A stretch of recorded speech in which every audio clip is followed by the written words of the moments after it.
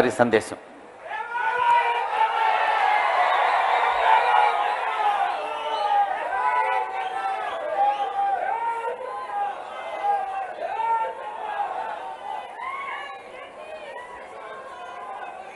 హైదరాబాద్ నగర అభివృద్ధిలో భాగంగా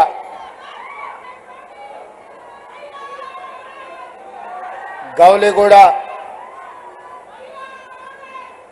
ఏక్ మినిట్ అమ్మ, అక్కడి నుంచి ఫలక్నామా వరకు మెట్రో రైల్ నిర్మాణానికి సంబంధించి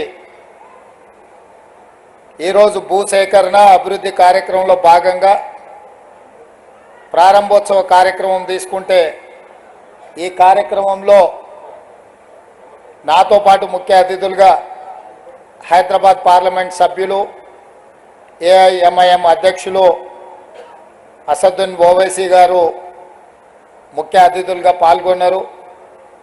వారితో పాటు తెలంగాణ రాష్ట్ర ప్రభుత్వ ప్రత్యేక సలహాదారు మహమ్మద్ అలీ షబీర్ గారు కూడా ఈ కార్యక్రమంలో పాల్గొన్నారు.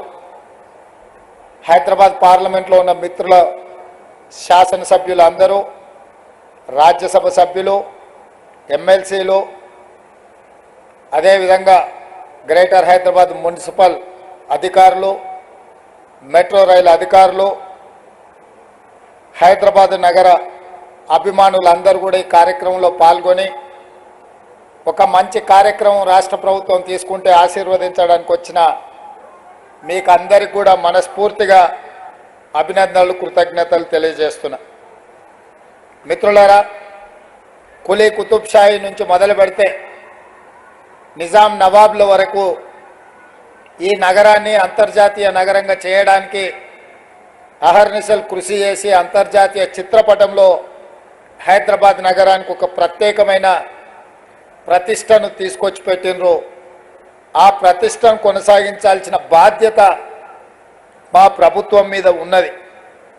అందుకే నిన్న కంటోన్మెంట్ ప్రాంతంలో రోడ్ల విస్తరణ కావచ్చు, నేడు హైదరాబాద్ నగరంలో మెట్రో విస్తరణ కావచ్చు, వివిధ పాఠశాలలకు సంబంధించి అభివృద్ధి కార్యక్రమాలను తీసుకెళ్ళి ముందుకు వెళ్ళాలన్న ఆలోచనతోటి మా ప్రభుత్వం ఉన్నది.